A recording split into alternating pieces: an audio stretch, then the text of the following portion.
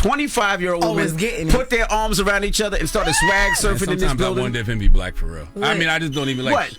He's shocked at a bunch of black people of any gender. 75 years old women with swag surfing. Where have you been? You Dominican. I don't usually DJ for 75-year-old women. That's not my ballpark. Dominican man right here. But salute to know nothing about black culture. Salute to the AKAs. Had such an amazing time. It's the Breakfast Club. Good morning. Everybody is DJ. Just realized that black people like swag surf of all ages. No, it's not what I said. But salute to the AKAs again. That convention was amazing. Salute to all those wonderful women. Really dope. They played swag surf at NASCAR this weekend. But it wasn't 75, 80-year-old women dancing. No, 70-year-old white women. Oh. You know, they surf you a little off. But so they look a little 100. They look like 100. Backwards. 100. Okay. All right, well, let's get some front page news. First, let's start off with quick sports. We got to congratulate Kevin Durant. He passes Michael Jordan for the 5th on the scoring list. He scored 27 points in the Houston Rockets win, and he gave him 32,294 points. So two more to Jordan. Congratulations. Stuff like that lets you know numbers lie, right? What you mean? Because Kevin Durant is nowhere near as good as Michael Jordan. No, not at all. But this is, because you'll see that in the future. People will see that and just think assume. He's better. Yeah. Yes. Yeah. Yes. All right. What's up, Mimi? Good morning, Envy. Jess, Charlamagne, how y'all doing this morning? Mimi. Good morning, girl. Good morning. So we start this morning with a government shutdown and a political standoff that is now spreading far beyond Washington. So President Trump says he is sending ICE agents to airports starting today. The Trump administration says the idea is to help TSA with those long security lines caused by the shutdown, since many TSA agents have been working without pay and calling out sick. So Saturday was the worst day so far. More than 3,200 TSA employees called out nationwide, and more than 400 agents have now quit. Officials say ICE agents will not be running X-ray machines on the screening bag, but they will, because they're not trained for that, but they could help with crowd control, checking IDs, managing lines, so TSA agents could focus on screening. Border Czar Tom Homan says the plan is already in motion, and he's warning the public to be prepared to see ICE agents starting today. Let's listen. The ICE agents are assigned at many airports across the country already. They do a lot of criminal investigation on smuggling at airports, but certainly a highly trained ICE law enforcement officer can cover an exit, makes people don't go through those exits, entering the airport through the exits, and that stuff like that relieves that TSA officer to go to screening and to reduce those lines. So wherever we can provide extra security. I don't see an ICE agent looking at an X-ray machine because they're not trained in that. There are certain parts of security that TSA is doing that we can move them off those jobs and put them in the specialized jobs, help move those lines. Imagine the people I'm not getting paid for coming to help me at work. Like, because, that's what this ultimately is about, right? They're not getting paid because... Yeah. How about take some of that money ICE that you using for ICE agents and give to the TSA agents? Just give me my money. Just pay me, and we'll come to work. But what job will they know how to do? Like, because they can't read the X-ray machines, They're gonna check IDs, basically trying to deport more people, trying to profile people. And it's already lines. Like, the airport was crazy even on Friday. Like, it's wild. Did y'all see Atlanta? Did y'all see it in New York? All these places, it's a line to get to another line, to get to another line. And you about to bring ICE agents in to just help check IDs? Yeah, I don't understand how this is going to benefit airports or how this is going to help TSA in any way, shape, or form. At all. And the president is now saying that there will be no deal to end this shutdown unless Democrats agree to pass the Save America Act. Now, that's the bill that would require people to show proof of citizenship, like a passport or birth certificate, in order to register to vote. And experts, of course, are calling that the worst voter suppression bill ever seriously considered by Congress, warning it would disenfranchise millions of Americans. So the president making that announcement yesterday. Now, with the shutdown, does that affect air traffic controller too? It does not affect air traffic controllers. Okay. No, just the TSA agents, Coast Guards, and there's one more agency that I'm forgetting right now. I saw that thing you posted yesterday too, Mimi, that I looked up about how all of this was in Project 2025 on page 159. Yeah, they told us exactly what was going to happen, how they was going to come for TSA, deunionize it, defund it, and replace it with a form of ICE. Yes, absolutely. It was all written in the playbook, right before our very eyes. And now to a major development in the war with Iran and a deadline that could determine what happens next. So over the weekend, President Trump gave Iran a 48-hour ultimatum: reopen the Strait of Hormuz, or the United States will begin attacking Iran's power plants. And that deadline is expected to expire tonight. The Strait of Hormuz is that one of the most important oil routes in the world. About 1 of every 5 barrels of oil passes through that narrow stretch of water. So right now that route is essentially shut down because of the war, and that's the big reason why we're seeing those high gas prices and why the global economy is starting to feel the pressure. Well, the president says if Iran does not reopen that route, that the U.S. will target its power plants, which would cause widespread blackouts across Iran, affecting hospitals, water systems, food supplies, and everyday life. But Iran, they are also responding with a warning of their own. They say that if their power plants are attacked, they will retaliate by attacking oil and energy facilities across the region, which would send oil prices even higher and disrupt energy supplies around the world. Now, Iran's military is also vowing to close the Strait of Hormuz indefinitely if the U.S. follows through on the president's threat to bomb power plants. And yesterday on Meet the Press, Senator Chris Murphy of Connecticut, he weighed in on this growing escalation. Let's listen really quickly. What we know is that the minute we stop bombing, this new regime is going to start rebuilding their missile capacity and their drone capacity. The estimates are that it'll only take them a handful of months to reconstitute that threat. So what did we get at the end of this war? We're going to waste billions of dollars. We're going to get dozens, if not hundreds of Americans killed. We're going to start new conflicts in the region. And when it's all said and done, a more provocative regime is going to be in charge with the same military capacities. This is nonsensical. This is what happens when you put real estate developers and talk show hosts in charge of American national security. Yeah. And so in this morning, the U.S. State Department is now warning Americans worldwide to exercise increased caution, especially in the Middle East, saying American interests overseas could become targets, and American abroad are being told to follow security alerts from U.S. embassies. And coming up at 7, hundreds of flights they've been canceled after a deadly crash at LaGuardia. We're going to talk about that, what we know so far, and how this could impact travel in the air and on the ground this morning. You know what? All right. This is exactly why I stayed in the car to listen to Sarah J. Roberts for an extra 5 minutes. Okay? Compassion fatigue. It's so much going on, way too much going on. I don't have the capacity for all of this. Okay? If we care about everything, we will care about nothing. I have to choose what to care about, but I need to care about it all because it all impacts us. Exactly. And speaking of Karen, I was flying out of LaGuardia on Friday, and the TSA agents did want me to tell her that she thanks the show for bringing awareness to their situation. Yeah, I flew out of JFK. Young lady told me the same thing. Tears in the bathroom. So yes, Say thank you to the same thing. The most simple thing you can say to TSA workers is thank you. Yep. That's right. They are there working without a paycheck. Like if you're going through TSA today, just simply say thank you. I know you stressed out because the line long and you trying to get to where you need to be, but simply tell those people thank you. That's right. They go in the bathroom and they cry. The girl was crying. Like, she can't afford her bills and stuff. So we'll see you next hour, Mimi. Everybody else, get it off your chest. 800-585-1051. If you need to vent, phone lines are wide open. It's The Breakfast Club. Good morning. Ray! Yo, Charlamagne, Envy, what up? Are we live? This is your time to get it off your chest. I got an indoor pool, an outdoor pool. We want to hear from you on The Breakfast Club. We can get on the phone right now. He'll tell you what it is. We live? Hello, who's this? Yo, this is D from Houston, bro. D from H-Town. What's up? What up, D? Get it off your chest, bro. Good morning. Hey, good morning. I don't know if Loren now. Good morning, y'all. What's up, brother? Loren around here somewhere.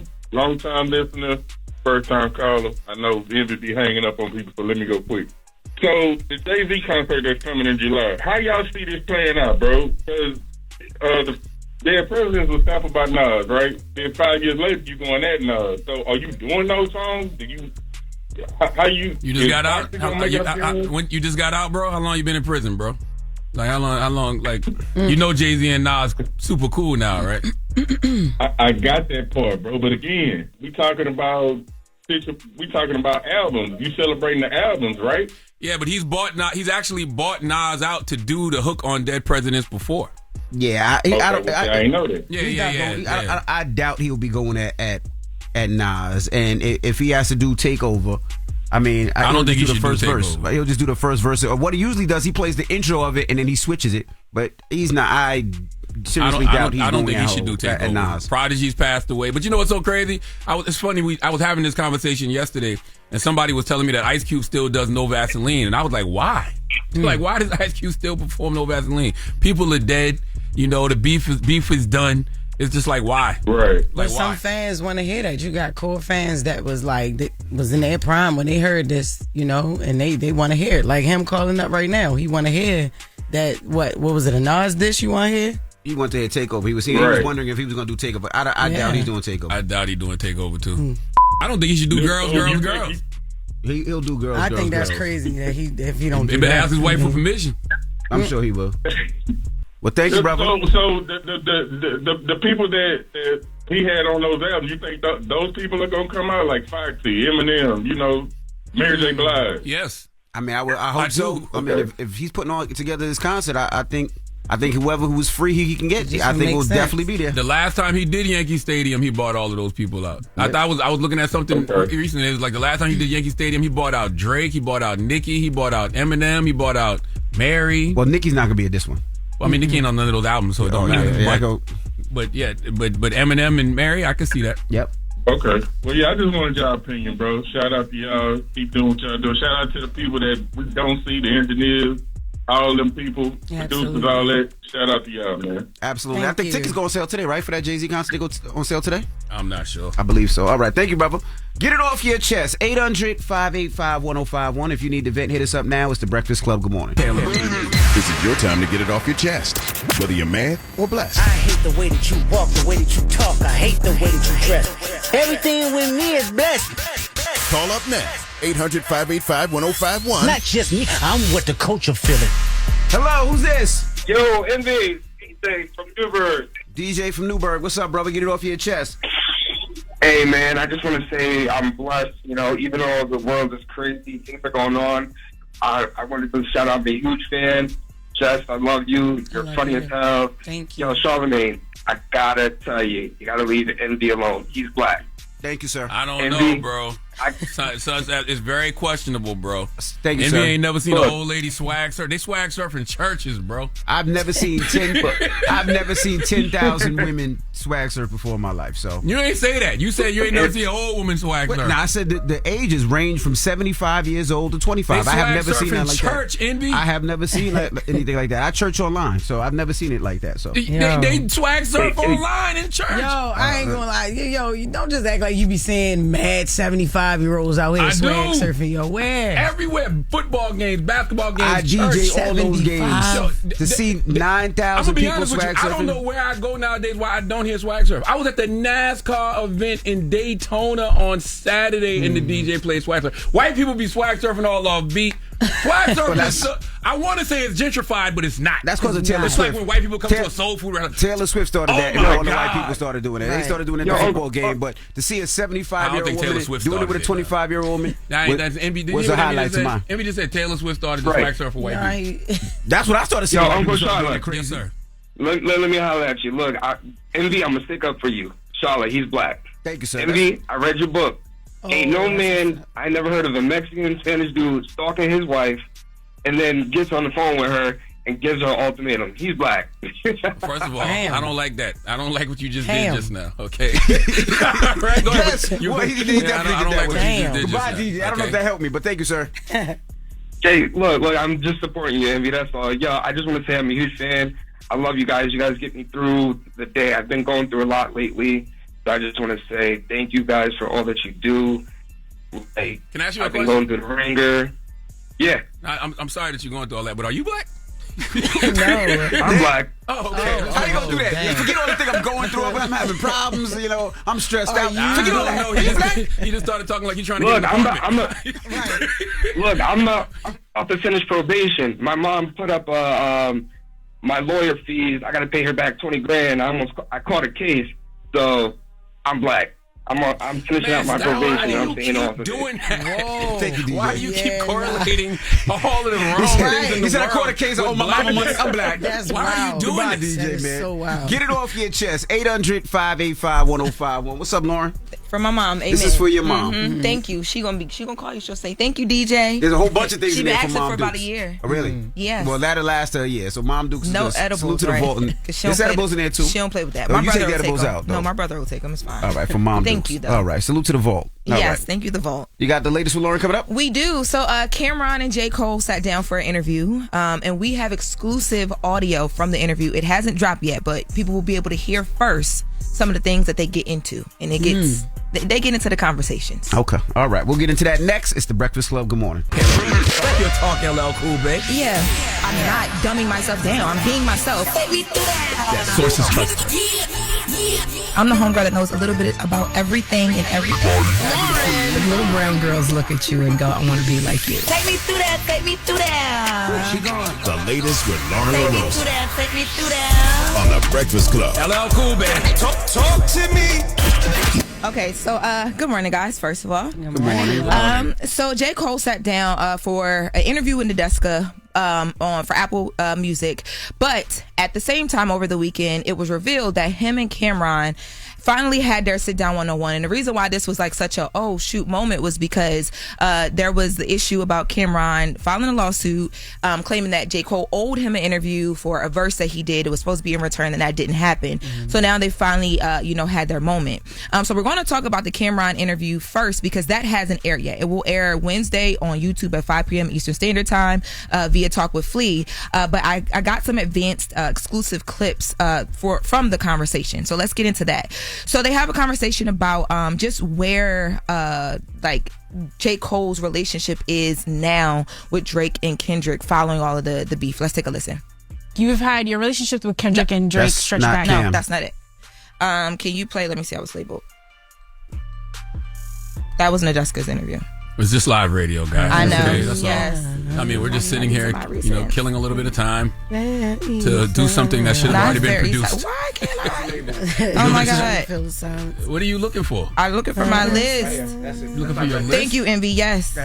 Personally, where you at with them friendship-wise today? I'm in the same place. Right. You know what I mean? Where it's like, yo, I genuinely love these, but I'm not going to act like we've been communicating and talking. You know what I mean? I've had conversations with them, like post everything, you know what I mean? But it's not like it's a lot. But that's me not knowing where they at. Me maybe assuming because I done heard X, Y, and Z. Right. But it has nothing to do with like how I actually feel. I genuinely love these niggas.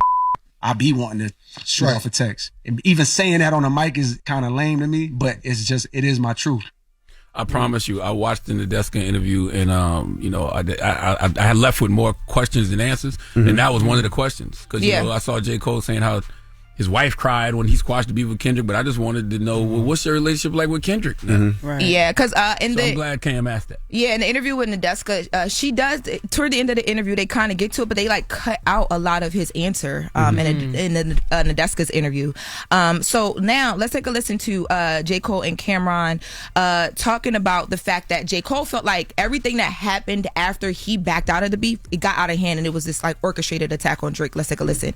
Do you think that the Drake and Kendrick thing got totally out of hand? Right away, the world became like politics. Right. Either Kendrick or you Drake. When I felt like I was like disgusted both ways damn near. That's definitely not my place to say. I'm that apologize. But I think the out of hand that I think is like, to me, is like disgusting how people try to use that opportunity, either show how they really felt about Drake the whole time, right, or just like pile on that's a fact. And tear this dude down and like create a narrative as if he's not great. It was a whole campaign, and probably still is to this day, of like belittling and tearing down what this dude built as if it was some we have never seen. Just like when I see Kendrick get the moment he had, the pop out, the stadium, the Super Bowl, the Grammys. I'm just as proud of this as I was when I knew him back then. But I also hate that for Drake. I'm over here like, man, I hope Iceman go crazy.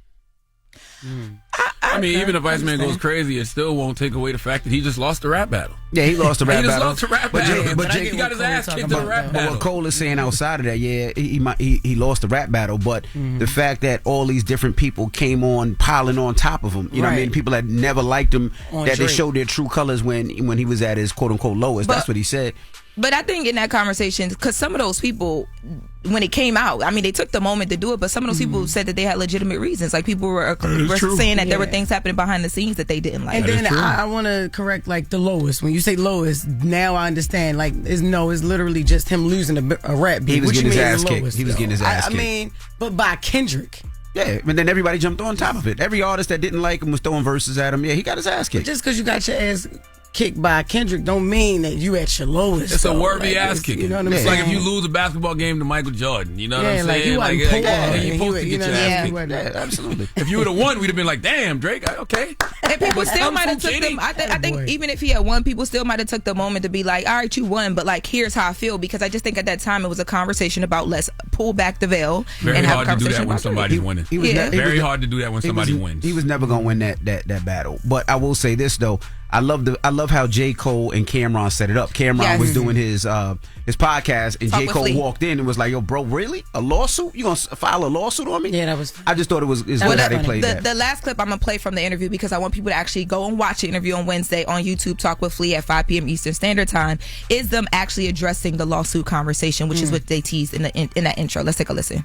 Let's just get the elephant out the room. When you first seen the lawsuit, what was your emotion when you see it? I was like, I ain't gonna lie, I was like hurt, almost disappointed, like, cause I got so much respect for you, you know what I mean? And I look at you like I know you are as a stand-up person, you know what I mean? When the lawsuit come out, I'm like, come on, Cam, you really could have hit me. Like, although it was taking a long time, I don't give a if you would have called me and been like, yo, like, you could have scraped on me, we could have argued, boom, boom. I would have preferred that. And my first thought was like, it then. Like, didn't even know I was still gonna come to his show. And it's like misinformation, the lawsuit itself. But nah, I get it though. Let me put myself in his shoes. Like, yo, feel like he was getting a runaround. And Cameron is probably like, I seen this movie before.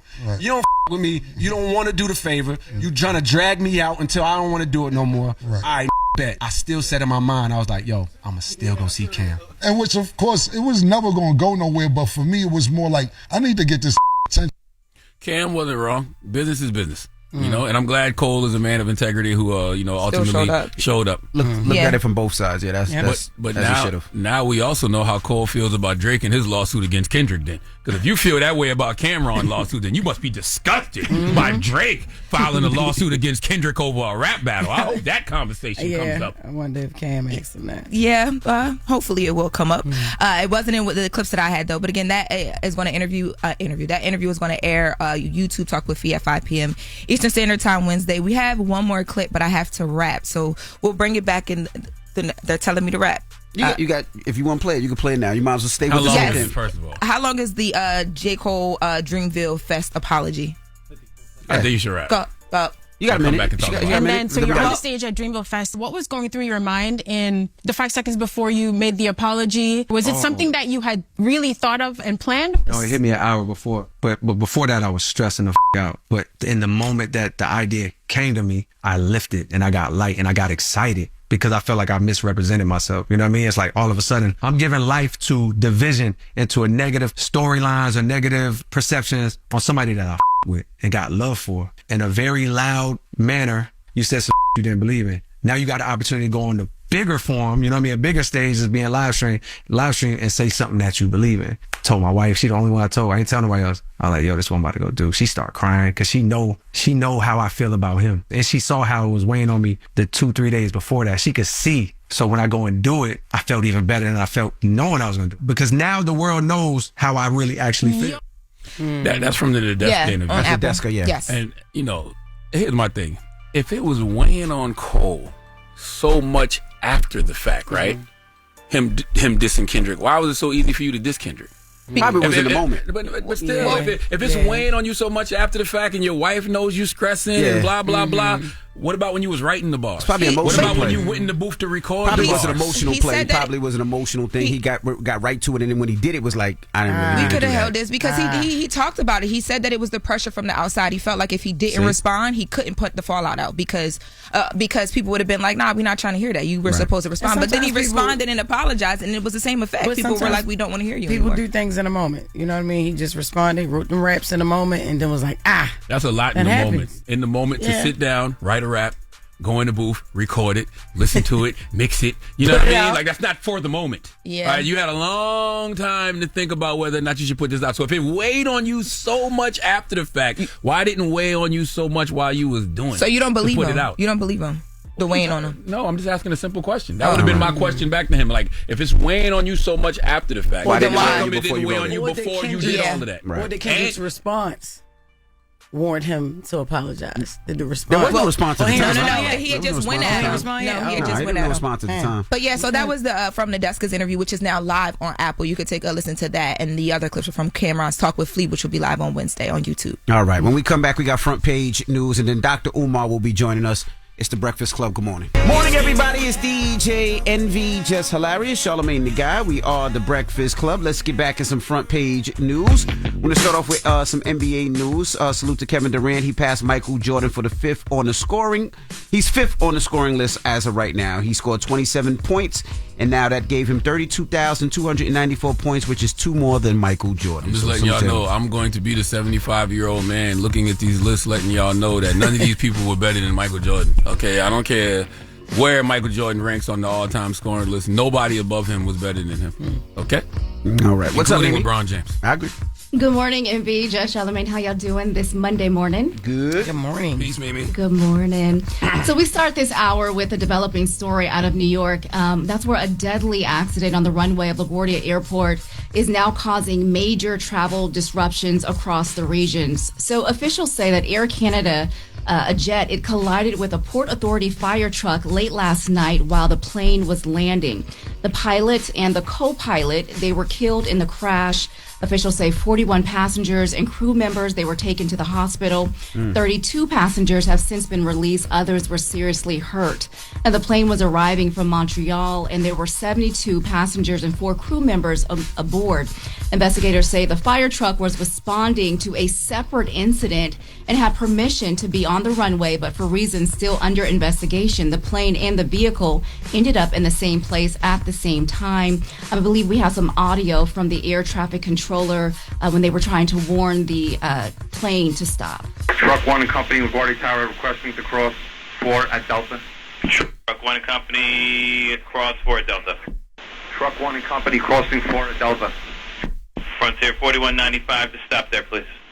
Stop. Truck 1, stop. Stop, Truck 1, stop. Stop, Truck 1, stop. Dang. So what happened? Like, did the fire truck not hear him? No, like, well, first he said, go ahead. First he said, yeah, you're clear to go across the runway. And then he said, stop. And maybe they didn't hear him, maybe they turned them off. But at first he said they were clear. That's why I asked you earlier if the shutdown affects air traffic control, because it seems like they didn't have everything together. Communication. Yeah. I mean, it wasn't good communication. Yeah. Well, that is all still under investigation. The nose of the plane was sheared off and the fire truck, it overturned. Now, LaGuardia Airport is now shut down to at least 2 p.m. Eastern, and that impact is already spreading. More than 400 flights have already been canceled, and officials are warning of major delays, road closures, and traffic around the airport. Now, LaGuardia is one of the busiest airports in the country with hundreds of flights a day, so this disruption is expected to affect travel across the Northeast today.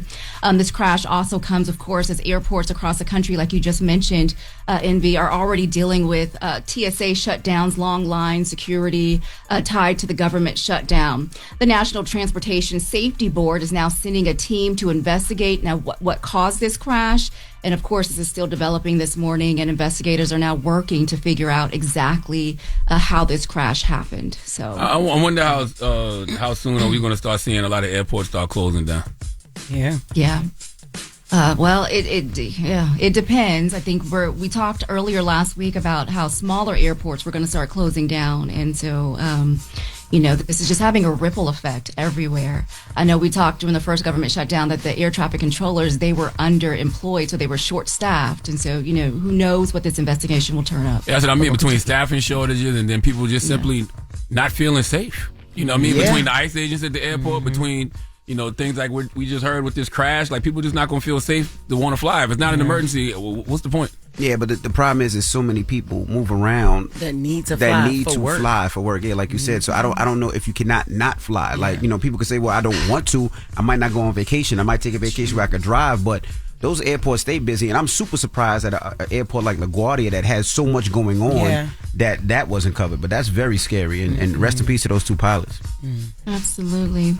And in other major news this morning, a decision out of Washington is raising serious concerns about who controls the local news media in America. So the FCC, they just approved a $6.2 billion merger that would allow one company, Nexstar, to become the largest owner of local TV stations in the country. So to make this deal happen, the FCC had to waive its own longstanding rule that was designed to prevent one company from controlling too many local TV stations. So that rule said one company should not reach more than 39% of the U.S. households.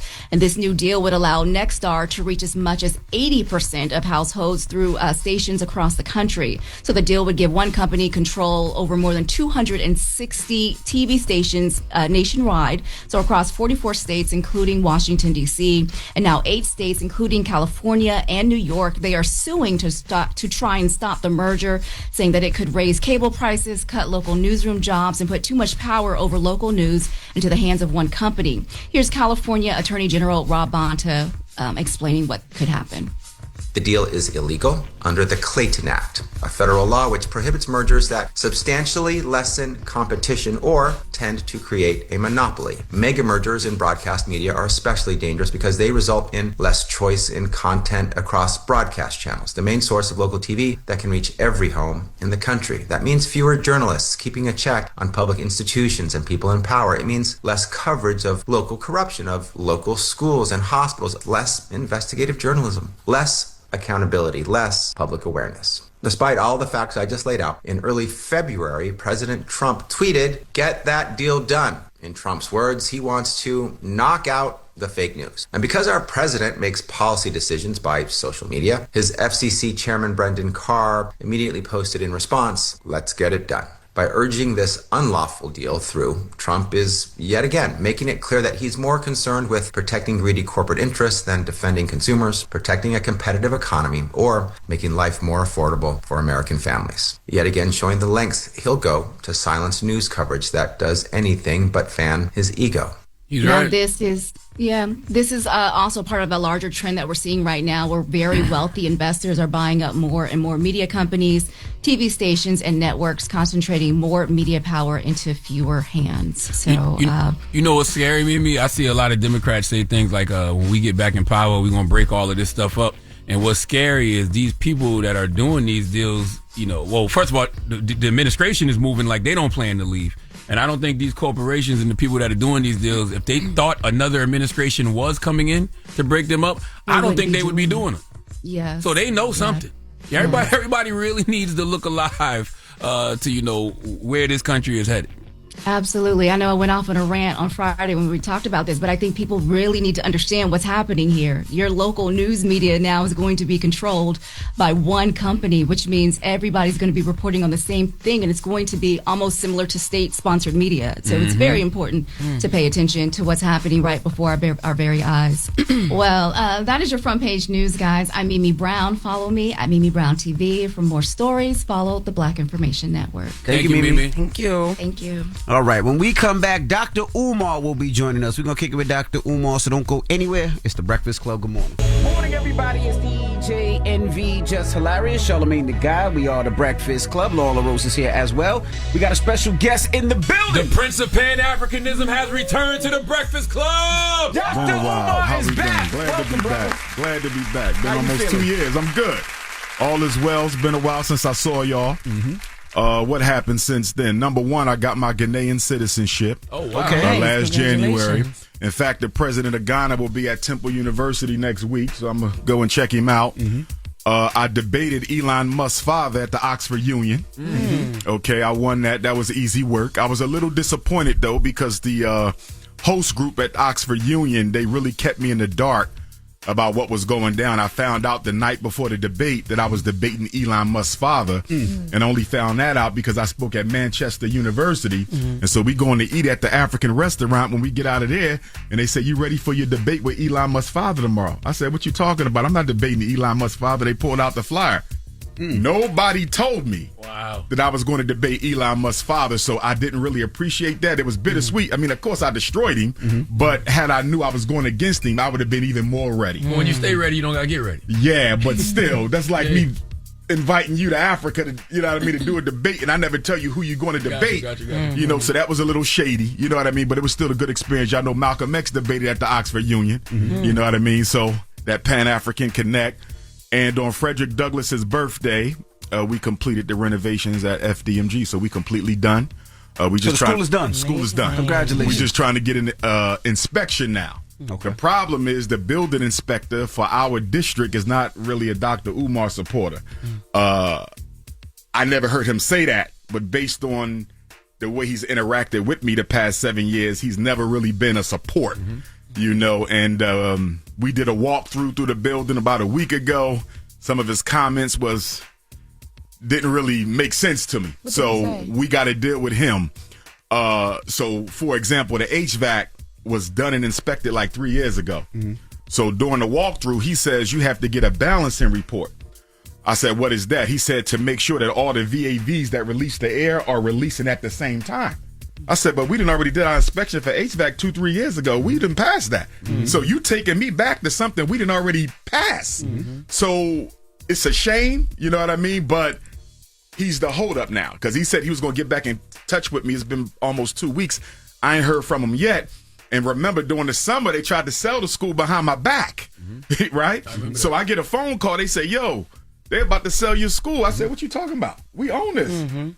They said, nah, there's a sign on the door at the school. So I called somebody down in Delaware. I said, can you get the paperwork off the door? They didn't email it to me. They didn't mail it to me. They didn't call me. So they took it. What happened was the haters, so we got 2 schools. The haters took the paperwork off the high school. They sent it to YouTube.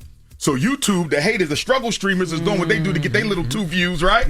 So then my supporters is like, yo, they're about to sell your school. But, you know, they lie so much, I didn't believe it. So I said, but let me send somebody down there anyway. They went across the street, had another set of the paperwork. They sent it to me. If you don't pay this $40,000 in 2 weeks, we selling the buildings. What? I ain't heard nothing from the city for like 5 months.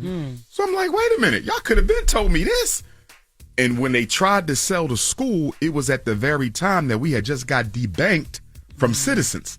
So we get a letter in the mail from Citizens saying we're not doing business with y'all no more. I called Citizens. I said, why y'all not doing business with us no more? They never tell me. They don't have to tell First, they told me they was doing the research. So I thought they thought the financial mismanagement, because, you know, they always said we stole the money. So I said, okay, they go through it. You know what I mean? But then they hit me back and say, no, it's something else. I said, so what? So they running me around for a whole month. And then finally I get the letter saying you debanked. And from what I was told, they don't really have to tell you why. But Donald Trump, who I don't support, but he did sign something recently because Kanye West got debanked. He signed something recently where he said they cannot debank you for your political positions and beliefs or something like that. So I might have a lawsuit against them because the only justification they can have for doing that is for me being who I am. You feel me? Because the paperwork was in line. You know what I mean? So they tried to sell the school while we didn't have access to the money. So what was the $40,000 that you owed? Was it taxes? Okay, so there's something called vacant property registration fee. So every year that you're not open, you have to pay like $1,500. But they jumped it up to like $7,000 now, right? So anyway, I wanted them to post date. When I applied for the, you get a 4-year waiver if you're a nonprofit. So I say if they apply this 4-year waiver back, we don't owe nothing because it was only 4 years, right? So I'm trying to get them to post date it. They say, we'll let you know. So I'm waiting for them to let me know. If you ain't going to do it, say that. Yeah. I'm waiting on them. They never tell me no. And the next thing you know, they trying to sell the school when we ain't even got access to the money. But all praise be to the Most High. We was able to get the money, stave that off. We got a new bank account, Amazing. Black Bank. We good. You know what I find interesting, Dr. Umar? People would like to say you a scammer, right? And I say Dr. Umar has the school. The school is there. I don't mind the allegations, I've but seen show the renovations. proof. But the school is there. They can't say you didn't use the money for 7 to years. buy the building, to renovate it, and all of that type of stuff. But I have heard people say he'll never get accreditation. Well, here's the thing. You don't need accreditation to be an independent school. You follow what I'm saying? Accreditation is a voluntary process. On a university level, it's a little bit more mandatory. But for grade schools, your right to operate comes from the State Department of Education. So I can voluntarily go and get some white people and ask them what they think about my black school. Mm-hmm. But being Dr. Umar Ifatunde, I don't really care about the opinions of anybody outside of my community, so we won't be doing that. So if Charlamagne say, you know what, I don't want to send my child to FDMG because they're not accredited, then send them somewhere else. Because I know what we about to do. We about to change the whole game. Mm-hmm. You think the State Department of Education will ever agree to have this school? Why not? I got all the credentials of any white person. In fact, I probably got more credentials than any other white person, so why not? Because you black. And then you about to shake it up. I mean, there may be some difficulties along the road, but the biggest thing that's going to alleviate a lot of that, we are not a government-funded charter school. Gotcha. We are an independent tuition base. If you don't pay, they don't come. Mm-hmm. So remember, the school we have was a charter school. I used to be principal at a charter school. I used to be vice principal at a charter school. And there's so many hoops you got to jump through in order to keep that funding. It ain't really worth it to me. It's too much. It's too much. And so for me, I'm glad we went the way that we went. It's the first school in American history built exclusively by donations from African people from around the world. Every single continent, nearly every country donated to FDMG. So what are you going to be opening the doors where students can start? Well, we got to get a certificate of occupancy. I can't answer that. You feel me? That see, it's always something holding me. If we had it right now, I'm confident we can start August. Not this year, because you only got a few months, but of 2027. You feel me? But the question becomes, here we go again. We're completely done.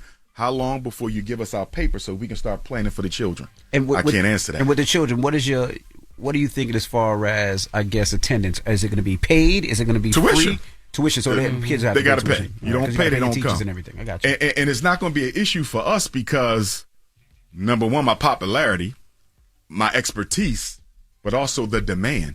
Where we are, if you look at the statistics for black children in Wilmington, if you go across the border and look at the educational statistics for black children in Chester, right?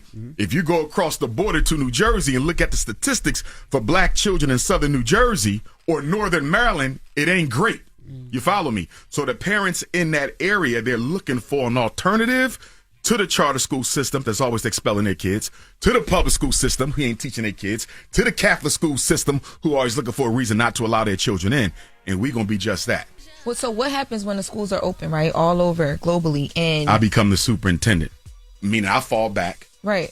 You the principal in Detroit, hypothetically. He the principal in Chicago. She the principal in Jamaica. Envy the principal in London. You feel me? Yeah. And then I become the superintendent. That's my vision. But, okay, so even with that setup, right, you still, Dr. Umar, is super popular in the space that you're in. The darts and the controversy still going to keep coming your way, and that'll trickle down into the schools. Like, what's your plan to fight back against that? Now, remember now, you're right? But if you're producing a well-educated learner, I mean, you still get your darts, but that's because of who I am. Right. But if we have a product that shows these kids are learning and they passing these white man tests, we good. You see what I'm saying? The parents are concerned about the quality of education. They're not concerned about who like or who do not like Dr. Umar. And to be honest with you, because I am who I am, and we're educating children to benefit our race. It's our race we are concerned about, not the outsiders. Now, if a white person want to send a white kid to the school, we'll consider it. If the Latinos want to send a Latino kid to the school, we'll consider it. But you better understand we teach an African spirituality here.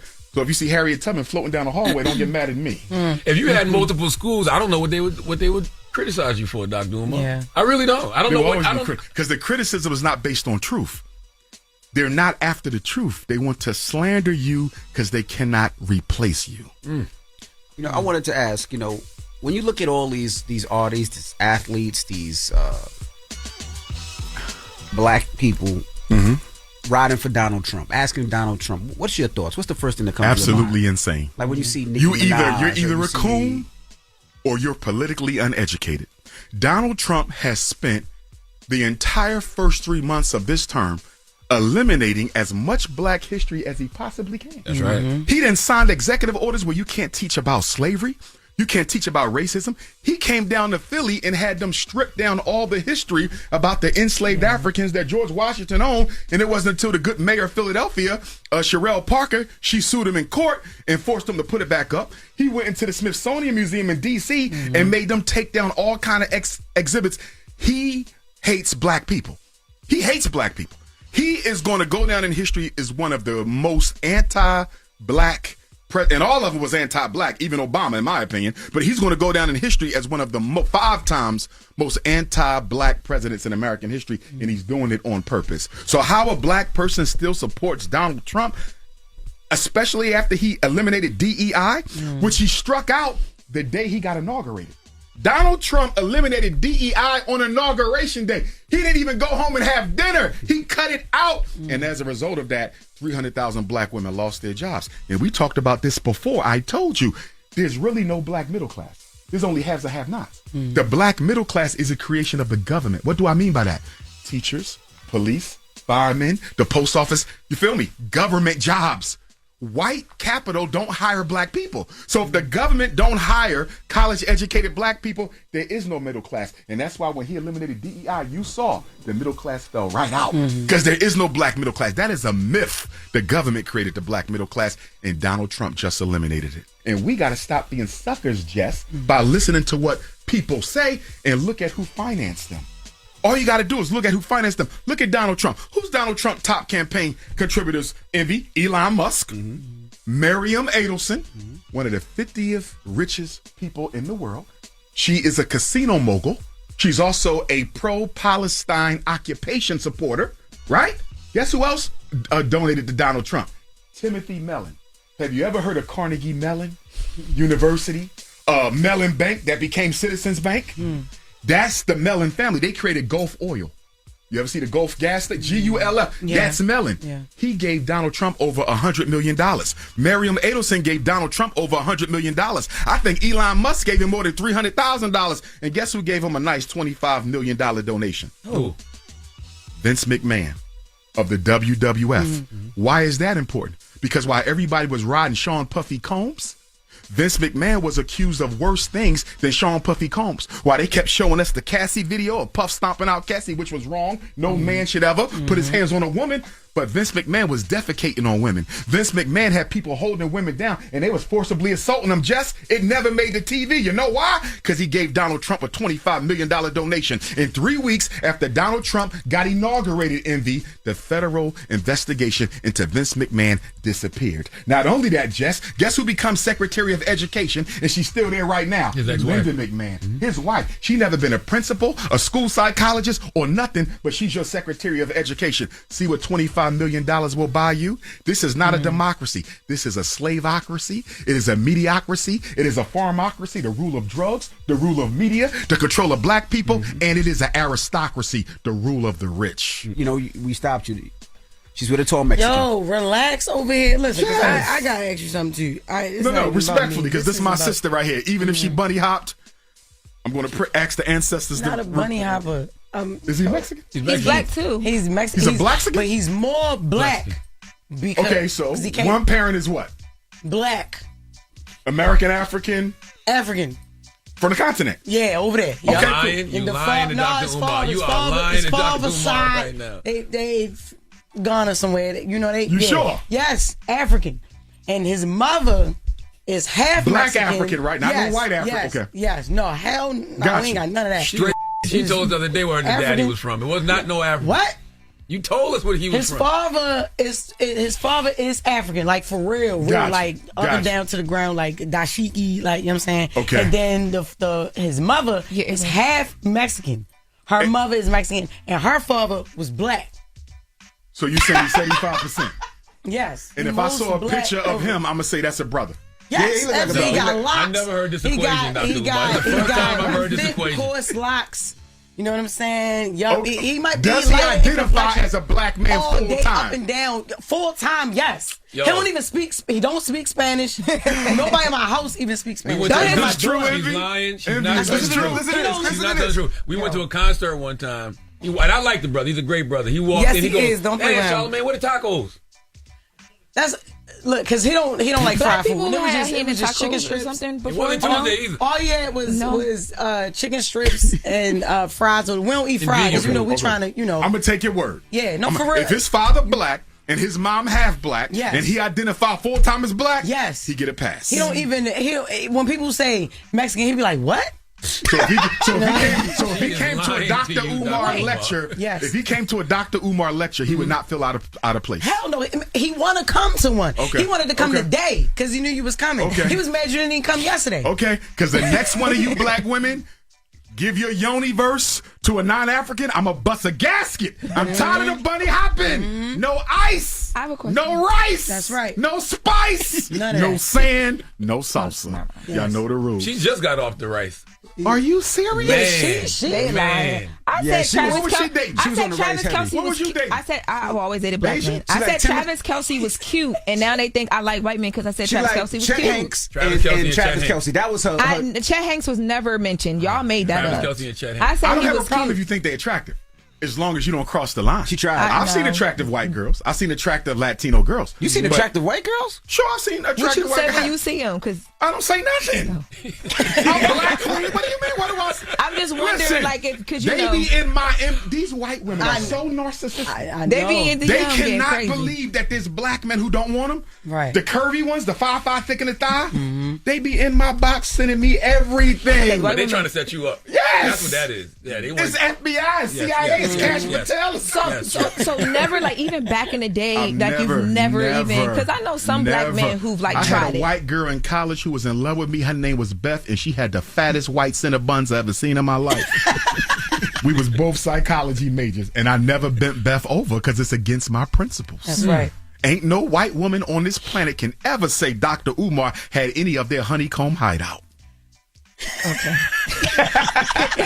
Shut up, Indy! Shut up, Indy! My question is, why they keep putting you and Suki like together? Like, First y'all of took all- those couple pictures. Now they said like Shout out to my sister Suki, who's also Wilmington, Delaware. my sister as well. Yes. She actually graduated from the school we now own when it was the Moyer Academy Black Charter School. I be telling people she went to school in Delaware and they don't she be went to the believing Moyer me. Academy. Yeah. Suki is a friend of mine.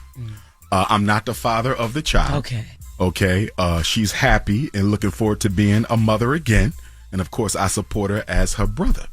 Now, down the line, because I don't have a son, down the line, if I need a heir to the throne, because I need a Prince of Pan-Africanism Jr., if I ain't wifed out, Suki might carry that baby for me. Why Suki on it? That's interesting. Because Suki is conscious. People don't know that about her Suki is- either. Now, don't get me wrong. Yes. She will have to make some changes to be mama of the prince, right?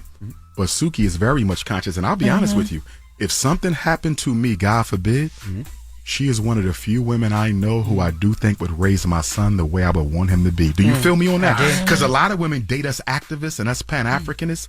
But the minute we go to jail or something, they go get Mike, and Tay selling dope on the corner. How did you go from a damn revolutionary to a dope boy? You see what I'm saying? I don't think Suki would do that. Like, her character to me suggests that your son gonna be the way you wanted him to be. When I first met her, I literally tell people this all the time. When I first met her, everything about her was super conscious. It was super, like, it was so different than what she was online. Absolutely. So when I tell people that, they're like, it's no way. And then every now and then she'll sit down and do an interview, and people will hear it, and they're like Me and amazed. Suki And I'm had like, this dinner. is how she was We had since I've dinner. ever known her. The conversation blew me away. Yeah. I couldn't believe she was the same sister from the video. You feel me? Intelligent, brilliant. Yes. And I'm saying to myself, And so pro us. how you end up here? Very pro us. Yeah. But I know, I have all faith in types her. of stuff. I have faith in Sister Suki Hana, and I believe that before it's all over, she's gonna shock the world. So how did she end up here? Was it just performative, just to get hot, or what is it? I don't know. I didn't ask her. I didn't ask her. But I don't think she's staying there. I don't think I don't she's think so staying. either. She has too much inside of her that Too has much to been offer. there from Too much to since I've offer. ever Talented. even known her. You know. I got a lot of faith in that sister. I saw Drewski apologize to you because he was sitting. He better cross-eyed. apologize all them views I got him on that episode. Gonna sit up here in the Breakfast Club and tell y'all they had to get me off the set. Negro ain't a Negro you know ever pull me off no set nowhere. That episode I did with Drewski went crazy. Shout out to They Drewski said because he he was- told the church about the black church. But They're I a saw bunch him of pimps. apologize because he was sitting courtside with a white woman. And he I didn't posted the sweat that picture. because I don't know if they was dating. They were dating. Oh, they are. Yeah, I didn't know confirmed that. it. Apologies, Then he's a bunny hopper. Drewski, you got 500 lashes coming. I have a question about your daughter, Yes. Lisa. So that unfolded online. Yes. Right? I was And- in Sweden, and I'm in Sweden. But I'm getting ready to confused. speak last year, a year now. Okay, yeah, give a us the year last background. week. Yes. And my daughter goes live and she says, I'm looking for my dad, and I want to have a conversation with my dad. He's never been in my life, and I just want to know why. And I'm sitting there watching her in Sweden, the envy, and I'm saying, look at my beautiful daughter lying like the gospel. First of all, we've been in contact throughout her life by phone. And every time I try to get to see my daughter, she never shows up. Why? Because her mother raised her to not like me. And the reason her mother raised her to not like me is her mother told me to my face, God is my witness and my ancestors are in the room, if you do not marry me, it will be both of us or neither one of us. She told me I would not be in my daughter's life. I took her to court. I got all the paperwork, a file like this, contempt of court orders, because I was in my daughter's life up until about 5, 6, 7. That's when the mom stepped it up, right? I guess she found a man. You know how that go. They don't want you around when a man around because he might feel insecure, so they keep you out your kid's life just to please the man. Whatever the case may be. And the court would never arrest her. They would never find her. I remember one day the judge said, y'all got the biggest file in my court.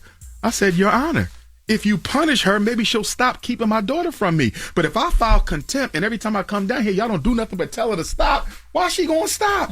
But my daughter knows this because we've spoken before. And she texts me about once or twice a year. And every time she texts me, I want to see you when and where. In fact, since she came out last year, Envy, it's been a year, right? Guess what? I ain't seen her yet. But you told the whole world. You want a conversation. You told the whole world you got some questions. Well, guess what, princess? Your daddy been trying to meet with you face to face since you call yourself exposing me. And I ain't seen you yet because it was never about meeting your dad.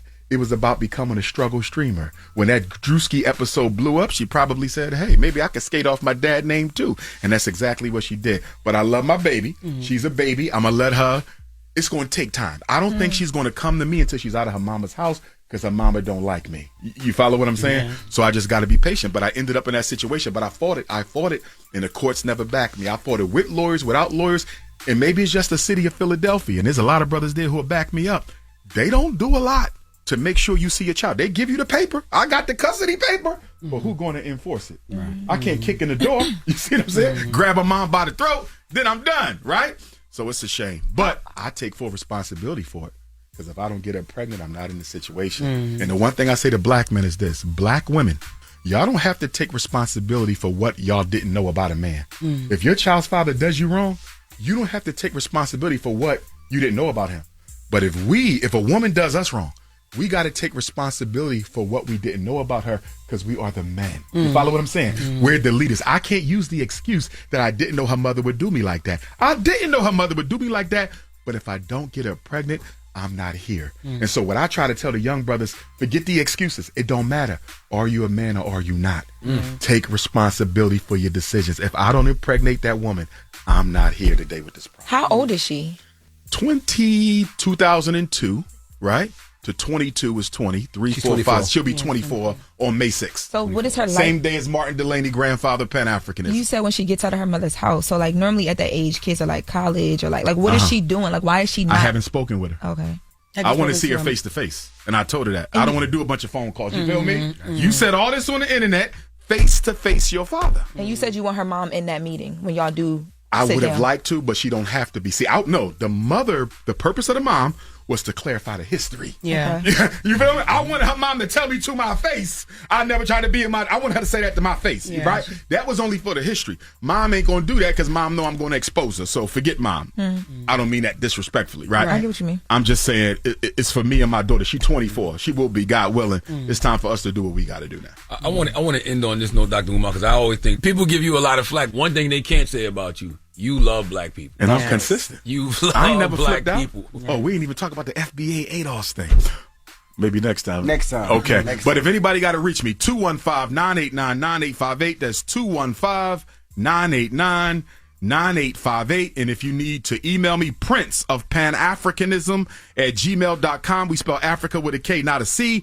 Prince of Pan-Africanism at gmail.com. Spell Africa with a K. Black Power. Well, ladies and gentlemen, Dr. Dr. Umar. Umar, we appreciate you for Yes, joining sir. us. Appreciate y'all. It's the Breakfast Club. Good morning. Let's get right to the latest. Your talk, LL Cool, babe. Yeah. I'm not dumbing myself down. I'm being myself. Sources trust. I'm the homegirl that knows a little bit about everything and everything. The little brown girls look at you and go, I want to be like you. Take me through that, take me through that. She gone. The latest with Loren Take me LoRosa through that, take me through that. on The Breakfast Club. LL Cool Band. Talk to me.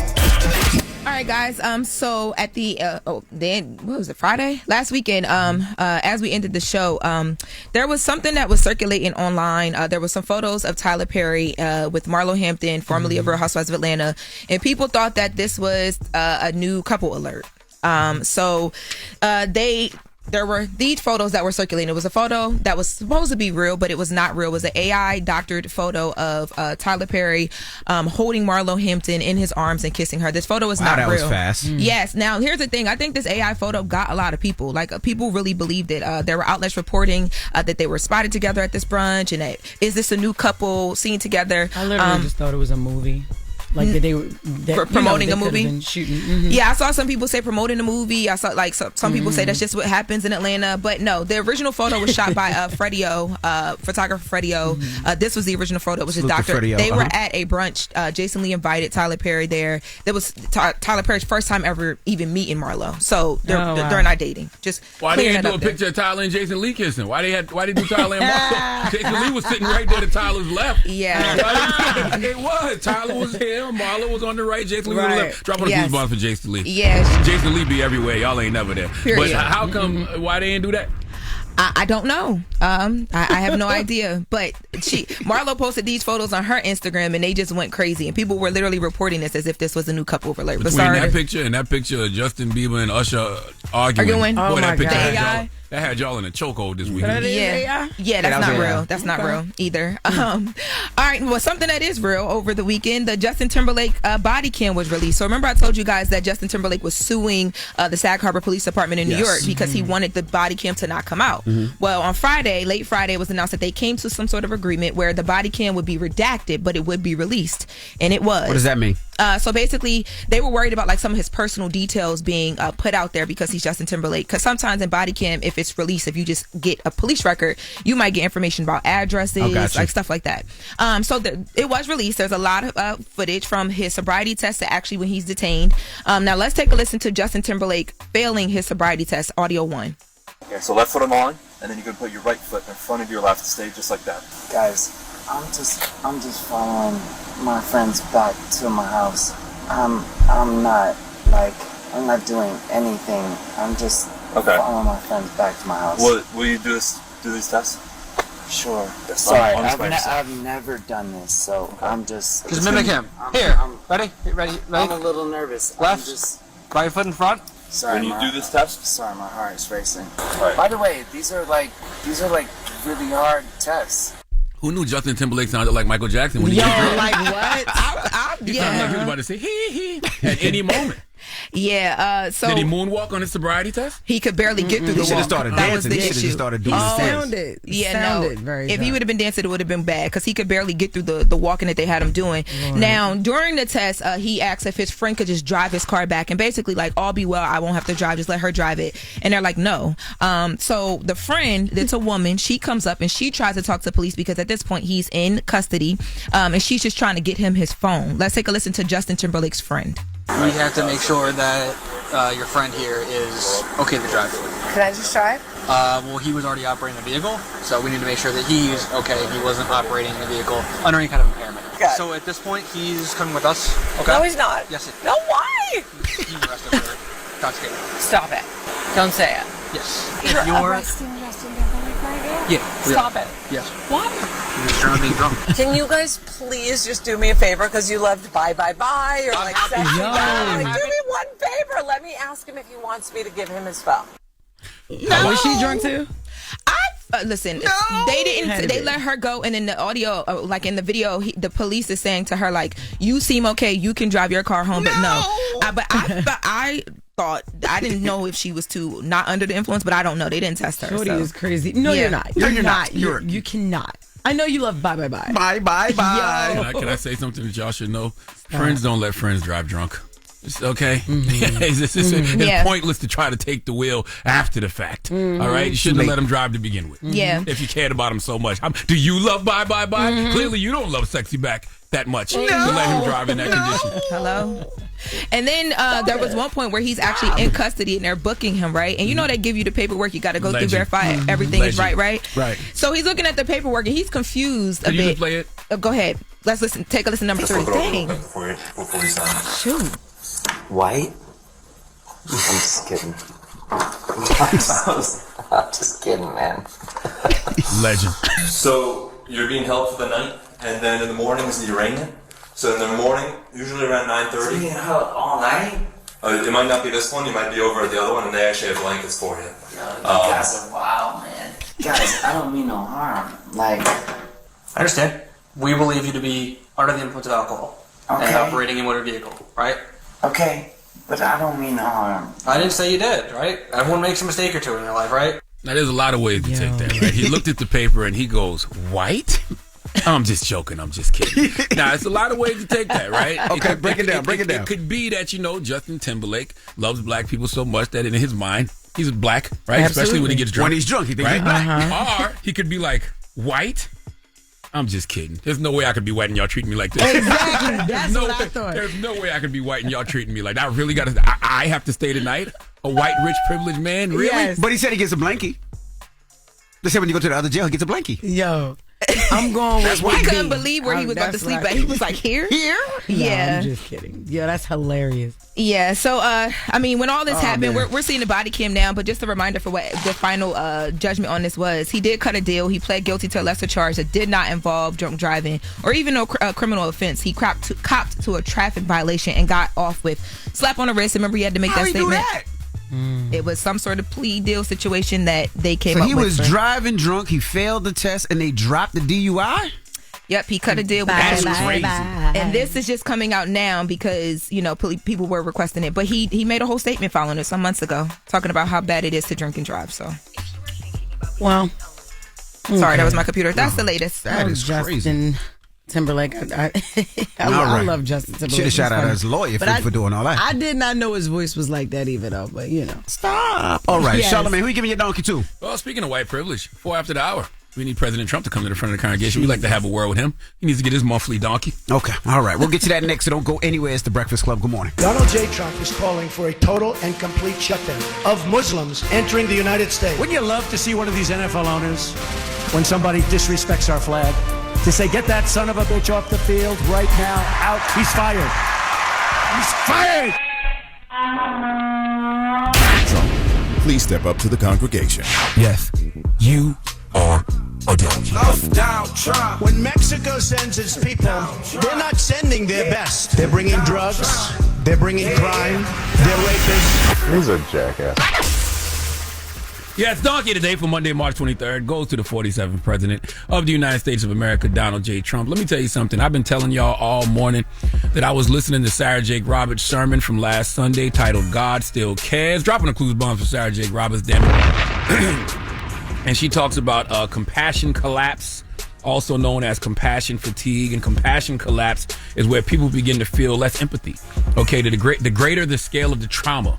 All right. And she challenges us to fight becoming numb to headlines. She challenges us to remain sensitive to both personal and global needs. The reason I'm bringing that up is because it's true. Compassion collapse, compassion fatigue is absolutely a real thing. And we have become desensitized to so much. It's too much going on in the world. It's so much going on. And they want us to care for everything, but then you end up caring for nothing. Okay, the economy is messed up. People ain't got no job. It's media's falling out the sky. ICE at the airports. If I work for TSA, I'm not getting paid. We had war with Iran. It's just too much going on in the world. Okay, plus just whatever you got going on personally. But that can't make us numb to the wrong that is happening on this planet every day on all levels. Okay, and what happened this weekend was wrong. See, former FBI Director Robert Mueller passed away. He was 81 years old. Rest in peace to him. And as a special counsel, Robert Mueller probed Trump in his 2016 campaign as the leader of the Russian investigation during Trump's first term. So Trump don't like Robert Mueller. So I didn't expect him to have anything nice to say about Robert Mueller after he passed. But I damn sure didn't expect him to say this. I don't know why we're still surprised by anything that comes out of his mouth, but let's go to ABC News for the report, please. A few words about Robert Mueller. Mueller, who died yesterday, is known by many as the man behind the Mueller report, which of course looked into Russian interference in the 2016 election. He also led the FBI for more than a decade, guiding America through the perilous period after the September 11th attacks. But what perhaps some don't know about Robert Mueller is that he was a genuine war hero. During a time when many of his peers were trying to avoid military service, he volunteered, joining the Marines after his college roommate was killed in Vietnam. Mueller served for more than a year in combat in Vietnam, receiving a Purple Heart after he was shot in the leg, and he was awarded multiple times for valor, including a Bronze Star and a Navy Commendation Medal. Donald Trump reacted to the news of his death by posting this just minutes after it was announced. Quote, "Robert Mueller just died. Good. I'm glad he's dead." That's a remarkable statement for anybody to make, especially a president of the United States. Listen, he's keeping that same energy. Okay, if he didn't like you when you were alive, no need to pretend when you're dead. Okay, I get it, but here's the thing. I don't have to tell you everything everyone else has already told you about this not being presidential. I hate when people say Trump is not presidential. Why would he be? He's the former executive producer of Celebrity Apprentice. Okay, reality show star turned president. All right, whatever. All right, I'm not even going to get into the hypocrisy of saying something like this, but then being upset about the people who mocked the death of Charlie Kirk. But listen to what he said, though. Listen to what he said about that. Have you asked to start revoking the visas of the foreigners who have celebrated Charlie Kirk's death? No, we haven't, but we are looking at names. We don't like that. That's not right. We wouldn't celebrate if something happened on their side, and we don't. These are sick people. These are really deranged people. What I'm going to say, and the reason he's getting donkey today is because if, you, Donald Trump, care about legacy as much as you claim to, boy, you are really ruining yours. I mean, you've already ruined yours because you're, going to go down as the worst president of all time because you don't give a damn about democracy, okay? Wiping your ass with the Constitution and on pace to lead this country into the worst financial crisis of all time. But you are also, putting yourself into a position that when you pass, people are going to treat it like Mardi Gras in New Orleans, okay? The celebrations folks are going to have, the things people are going to say about you when you pass, Mr. President. I don't care about how many buildings you put your name on. Bridges, tunnels, they can create holidays. None of that will matter because you have hurt way too many people. And more importantly, you get back the energy you put out. Do you care? Do you care what Barron sees about you after you pass? Do you care what Melania sees about you after you pass? What about your grandkids? I know that CNN just posted a report that said you have 100% approval rating amongst MAGA Republicans. 100% of MAGA Republicans, according to CNN, approve of the job you're doing. Let me tell you something, man. I live in the real world, and I know people who have voted for Trump 3 times, and they are not happy with the job you're doing. So somebody lying. Okay, CNN, I know Skydance just bought y'all, and all of y'all trying to save your jobs, but let me be the first to tell you, most of y'all getting fired anyway, so please go out with some integrity. That was ridiculous. And it's polls like that feed Trump's ego. Okay, it's people around him like that telling him everything he does is great. So much so that he's probably not even aware of the parade people are going to throw when he passes away. Okay, if you think Donald Trump's tasteless tweet towards Robert Mueller was something, wait until you see social media when Trump passes. Okay, the energy that you put out comes back to you. Eckhart Tolle, everything is energy, and that is all there is to it. Match the frequency of the reality you want, and you cannot help but get that reality. That's Albert Einstein. Karma comes back to you hard. That's Lauryn Hill. My point is, President Trump, you are teaching people how to treat you by how you treat others. And we as a society shouldn't let any of this become so normalized that we don't take the time to simply say it's wrong.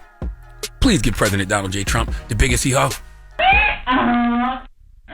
I know it's a lot going on in the world, and people are desensitized to everything. And, when you got to care about everything, you end up caring about nothing. But some things you should just take the time to say, hey, young world, this is wrong.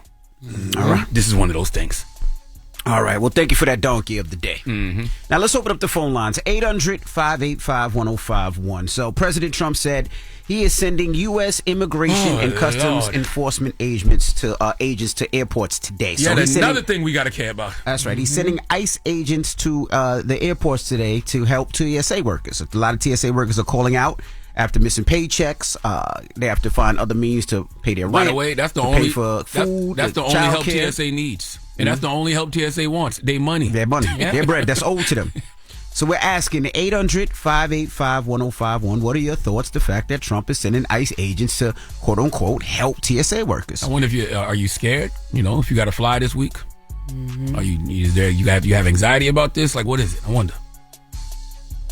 You know, my other question is too, because ICE agents carry. Will they be carrying in the airport? Of course. They have to. I mean, yeah. That's scary as F. Just like police carry in the airport, just like military personnel carry in the airport. Yes, they will be carrying in the airport. It's the fact that they're going to be profiling people, you know, just prolonging. They're not. I don't see them caring about people actually having to get to where they need to go. TSA is already stressed out, and so y'all coming in here to make our jobs easier. Y'all think we still not getting paid? That's crazy. Like, it's weird. 800-585-1051. Let's discuss this. The Breakfast Club. Good morning. Steady calling my phone. It's topic time. Call 800-585-1051 to join into the discussion with the Breakfast Club. Morning, everybody. It's DJ NV, Jess Hilarious, Charlamagne the Guy. We are the Breakfast Club. Now, if you're just joining us, we open up the phone lines 800-585-1051. Now, Donald Trump says he is sending ICE agents to help TSA workers starting today. So, because of the shutdown, a lot of TSA workers are calling out. That's because they're missing their paychecks. They got to find other means to make sure they pay their rent, to pay for childcare and food. But Donald Trump says, I got you. I got the ICE workers to come to the airport to help you guys out. What are your thoughts? I think this is the dumbest thing ever. Yeah, I think it's the dumbest thing ever. I mean, sad. you see what ICE agents, a lot of them have done already. Abuse of power. They have their weapons. Do I want their abuse of power and with their weapons at the airport checking my ID? Telling me what they think is in my bag? Nope. Trying to pronounce my last name and saying where am I from? I don't Just think so. profiling you. Yeah. And then for the TSA workers, it's like another slap in their face. Yes. Like, yo, you're going to send more people to help us, you know, who essentially they're the reason that we're not getting paid. We're not getting paid. You're trying to raise more money to pay them, and you're sending them to the airport, make our jobs even harder, and we're still not getting paid. That's sad. Charlamagne? Yeah, I mean, you know, I think that, you know, the only help TSA agents need is their checks. Their money. Period. But, you know, what actually really saddens me about all this, man, I think it's sad watching our kids' futures in this country disappear in real time. Like, there's no hope in sight. Like, where does this end? Because, you know, I keep hearing, you know, people talk about the midterm elections and, you know, what's going to happen when, you know, Democrats get back in power. Is this administration moving like an administration that's just going to concede power? Do you know what I'm saying? If they're putting ICE in airports, don't you think they're going to put ICE at all the polling places in the midterms? Like, is nobody really seeing what's going on, or can we only think for the moment? Can we think 10 steps ahead? Yeah. Because we need to. Yeah. Well, let's go to the phone lines. We got Gio on the line. Gio, good morning. Good morning. Hey, where you calling from? I'm calling from Atlanta. Atlanta. What's your thoughts, mama? So I think it's kind of weird that he's using this as an excuse. I almost feel like it's an excuse to put more ICE agents like in certain cities. Well, like I live in Atlanta, and I know we've had ICE around, but now I feel like that's using this shutdown and saying, oh, they're going to help TSA workers is just an excuse to pull them into these cities even more on we're there to help, not as if they're not there to do what ICE has been doing. Yeah, he's testing to see what he can get away with. You know, it's a litmus test about control, and I think it's a test to see, you know, what's going to happen in the midterms. Like, okay, if I can put them in the airport and get them used to this, you know, then once I got them around the polling places, you know, come November, nobody's gonna think anything of it. Trying to normalize it. Hello, who's this? This Kaz calling out of Newark. How y'all doing? Kaz, what's up? Talk to us, brother. Good morning. Yeah, I believe that this is a takeover. You know, not paying the TSA agents is, you know, demoralizes people. So they're gonna quit a lot of them not getting fired, so, the numbers start dwindling. Now they move in homeland, so transportation is no longer in control. Homeland's in control. So if you take over the airports, now you control who's coming in and who's coming out. It's all about control, period. You're not wrong, brother. Hello, who's this? Yo, it's Dre. Dre, what's up? Where you calling from, brother? What's going on? I'm calling from Newark, man. Talk to us. Yeah, this with Trump sending the ICE agents over to the airports, man, I think it's the dumbest thing in the world. How are you sending ICE agents that half of them haven't even been trained as ICE agents? Now you send them to the airports where they won't even get the proper training, that TSA even have. So, what are we doing here? What are we doing here? These decisions that this guy's making, man, he ain't doing nothing but putting everybody in harm's way. That's right. On purpose. Yeah, on purpose. Absolutely. On purpose. Thank you, brother. Thank you, brother. It makes no sense. These guys, TSA, they go for training in Georgia for week and week and week. Learning how to read these machines, learning how to detect what's coming through these machines, things of that nature. And you send these ICE agents over there who had none of this training. None of it. Yeah. 800. And I want to say, too, it doesn't make it any better. I was reading something that Mimi Bryan posted last night, Project 2025 on page 159. It states verbatim, until it is privatized, TSA should be treated as a national security provider, and its workforce should be de-unionized immediately. So it talks about in Project 2025 how when it comes to TSA, they want to de-unionize it, defund it, and replace it with a form of ICE. It says that in Project 2025. So none of this is happenstance, people. None of it. If you're just joining us, we open up the phone lines 800-585-1051. Now, the government shutdown is affecting air travel across the country. Thousands of TSA workers are calling out after missing paying checks. They got to make means. They got to pay bills, mortgage, childcare, food. So Donald Trump said, I guess paying them wasn't an option. So he said, I'm going to send ICE agents to the airports to help them out. And we're asking, what are your thoughts? 800-585-1051. Whitney. Yes. Good morning. Where you calling from, Whitney? Good morning. I'm from Philly, but I'm right now live in Harrisburg. So. All right. Well, talk to us. What's your thoughts? My thoughts is I can't stand it, honestly. So down here in Harrisburg, they have ICE agents just randomly walking around. But I feel like the world thinks that they're just going to stop Mexicans or people that look Mexican. No, they're going to stop black people too. They randomly stop black people around here thinking that we're from Africa or Nigeria, or they just harass everybody, and it's going to be worse. And I feel like it's going to stop everybody from even just traveling. I wanted to take my kids to a Disney World vacation this summer, and I'm starting to rethink it. I want to just drive at this point, so I can just eliminate the going through all that. Man, can you imagine what kind of hell you gonna catch if you go on vacation and then come back in the country? You know what I'm saying? Being black or being brown. Thank you. It's funny. I was talking to my wife about this the other day. We were talking about vacation, and I was like, I don't know if I feel comfortable leaving and trying to get back. Just going through that process, it just seems like a lot. And then a lot of the areas just doesn't seem like it's safe right now. Yeah. And then it can be very traumatizing to your kids, too. You never know what you're going to run into in the airports now. Yeah, but I ain't driving to Florida. My dad used to drive to Florida, and I was like, that's a 14, 16-hour drive. I hate those trips. I don't think I could. Yeah. I used to hate those driving from South Carolina. My mom's sister lives in Orlando. Lord have mercy. Oh, my gosh. I used to hate those trips. Hello, who's this? Good morning. This is Pam. Hey, Pam. Where you calling from, Pam? I'm calling from Jacksonville. It's Pam with the T. Oh, Tam. I'm sorry, Tam. What's your thoughts, Mama?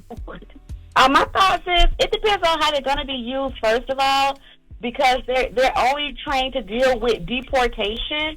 If they're just going to be doing security, I think it'll be fine. But if they start running the TSA scanners and things like that, I think it's going to be a big disaster. And I believe they're going to do a lot of racial profiling. Can I ask you a question, ma'am? How can you see how they moved in Minnesota and think that it's going to be fine at the airport? I tried to start off positive because I really only had negative ideas, but I did try to start off positive. But I do believe it's going to be a big disaster, and it's going to be a lot of racial profiling. Okay, there's no need to put any sprinkles on it. It's okay to be honest about this situation, man. Thank you, Mama. Are you welcome? All right. Well, what's the moral of the story, if there is a moral? The moral of the story to me, man, is the scariest thing about this situation is that this is really organized chaos. Like, you know, Project 2025 shows you plain as day on page 159 that until it is privatized, TSA should be treated as a national security provider and its workforce should be de-unionized immediately. It says de-unionized, defunded, and replaced with a form of ICE. Right. So this is a plan. So this seems like it's just, you know, something he's just did on the fly. It's like, no, this is organized, that he's been strategic chaos. Yeah, right. So that should prompt people to go read the rest of Project 2025 because this ain't the only thing that's going to come out the woodwork. And I will tell people, if you do have to fly, give yourself a lot of extra time. Those airports are crazy. Now, hours. Yes, hours, I've been traveling 4 or 5 hours. And I have pretty much everything. I have touchless. I have a pre-check. I have, you name it, I have it. And it gets me through the airports free. Well, fast, I should say. But if you don't, you will be waiting outside. And if you have bags to check, it's going to take a long time. So please give yourself extra time. And if you got to fly to LaGuardia today, I think LaGuardia is shut down to 2 p.m. because of that accident. So give yourself a lot of extra time. Don't try to wait to the last minute because nobody cares when you're about to miss your flight. Yeah, and also they stop clear. Like, I don't know if it's like forever, but they taking clear out of certain airports too. So really? Yeah, it's just going to be like priority line, pre-check, and standard. Like, I don't know why. Like, it was like that. LaGuardia didn't have clear on Friday. GSO didn't have clear on Sunday. When me coming back, it was a lot. Wow. So. All right. Well, when we come back, we got the latest with Loren, so don't go anywhere. It's the Breakfast Club. Good morning. Loren be coming with straight facts. Made it. She gets them from somebody that knows somebody. Well, she gets the details. I'm a homegirl that knows a little bit about everything. She be having the latest on you. The latest with Loren LoRosa. Sometimes you have facts, sometimes you have details, sometimes you have a little bit of everything. Well, it's the latest. Brought to you by Top Dog Law on the Breakfast Club. Talk to me. All right, guys. So really quickly, I wanted to send a rest in peace to Chuck Norris. It was announced late Friday that he had passed away. Chuck Norris is known for playing Texas Ranger Cordell Walker in the CBS TV show Walker Texas Rangers from the 90s. Yes. And you know, he's known as a black belt. You know, he excelled in several martial arts genres, but he also, you know, has just become like a very big, well-known face in pop culture and television over the years, even though he's kind of took a step back. But it was announced that he passed away in Hawaii. His family released a statement via his social media saying that he had passed away with his family surrounding him. And they mentioned in the statement that they know a lot of people had heard about a recent hospitalization that happened with him because earlier that week it was reported that he was hospitalized in Hawaii. No one knew why, but it seemed like it came sudden, and his family said that his passing was sudden. So they're just asking for privacy and prayers at this time. And they did thank everybody for sending prayers and for everyone who reached out when they heard about the hospitalization. So, you know, I wanted to take some time to say rest in peace to Chuck Rest Norris. in peace to Chuck Norris. Yes. And switching gears, Charlamagne was all over the timeline this weekend. We saw you at NASCAR with Rajah Caruth, who had the Black Effect car wrapped on the track. Yes, man. So dope. We sponsored the good brother Rajah Caruth number 32 car this weekend at Darlington Raceway. So it was man. There's a stigma around NASCAR. Right? Because honestly, I just didn't think it was a lot of black people in NASCAR. But there is a lot of black people in NASCAR. Yes, man. The people that, you know, work the pit crew and the engineers and, like, you know, the heads of security. And of course, you know, people like Rajah Caruth and Bubba Wallace, but you got guys like my man LeVar Scott. He was driving in the race as well. He's a brother, man. And just, salute to everybody at NASCAR. Salute to Jordan Allen. Salute to Jordan Letterman. I had a fantastic time at Darlington Raceway. With NASCAR this weekend. Dope. Yeah, that's fine. And I saw Michael Jordan make history as well too over the weekend. He wins too much in life. I mean, gosh. But he wasn't winning for a long time in NASCAR. It seems like his cars came around and now he's starting to win like crazy. He's winning though. In the last year, he started winning. I think the last 4 out of 6. In the last year, he's been winning like a lot. But before that, it was heartbreaking for him. But now he's been winning a lot. Did you see Michael Jordan? No, he was there Sunday. I was there Saturday. Oh, okay. Okay. Yeah, but shout out to him as well too. But I thought it was so fire. I saw all of the NASCAR pages and stuff reposting you guys as well. So that's dope. Yes, congratulations. Now some other big news that's going down. So you guys remember when we had Jabari here, who was a senior editor at Forbes? Yes. And he was telling us about just some of the Forbes Black billionaires list that were coming out, and an interview that he was doing with Usher. Right. So Usher and Big Sean have teamed up, and they have this whole huge Boys and Girls Club that they're doing in Detroit. This is Usher Usher's not first time. He's done it in Atlanta. But this one focuses so much on arts and entertainment, and they're putting in $1 million to make sure that, this facility gets what it needs. So they sat down for an interview, and they have a conversation about why only $1 million. Let's take a listen. We're here in Detroit, and it's a $1 million investment that you and Big Sean through your foundations. And we're just getting started. Yeah. Well, why not more money, right? Why $1 million and why not more? Because I want to instigate the world to understand that this is a seed investment, and I want their support, right? It is not just my efforts. It is the ability of the state, the city, and the entrepreneurs like-minded with the interest of investing in the resource that we have here. Our youth are embedded in the community, and we don't want them to leave. We want them to have access to the tools that they can grow with. My goal ultimately would be to have over 500 Boys and Girls Club adopt this concept and idea of innovation centers, of spark labs, of disruptivator clubs, of entertainment environments where kids can find their way to something that's personally of interest. Why just $1 million? What is is a crazy Jabari question. talking about? That is a crazy question. What is Jabari talking about? Do you know how much $1 million is? Why just $1 million? That sounds crazy. Yes, more is always better, but $1 million is damn good. 100,000 is good. 500,000 is good. Talking about 50,000 is good. And it's $100 million. It's $1 million each, so it's $2 million total, but $1 million each. So Usher and Big Sean, right? Wow. Now the facility opened back in February, and if you go to like the Forbes article or the interview, Usher's Instagram, and they take you on like a visual tour of the Boys and Girls Club. It is so fire. They have like this one part of the Boys and Girls Club where like the girls and the guys who are into fashion, they literally have like a whole studio, and they get they're actually in there designing and producing. There's AI music labs. Like I'm like, yo, if I grew up with something like this, like the resources that are just right there is fire. But yeah, so that conversation is in full at Forbes.com. Yeah, shout out to them. Usher and Big Sean. Hell yeah. Yes. $1 million is a lot of money, by the way. But I a lot of money, Jabari. You gotta tell me, and I think the conversation is good to ignite other people, like Usher's talking about, because think about how many other celebrities could match what he has going on easily, right?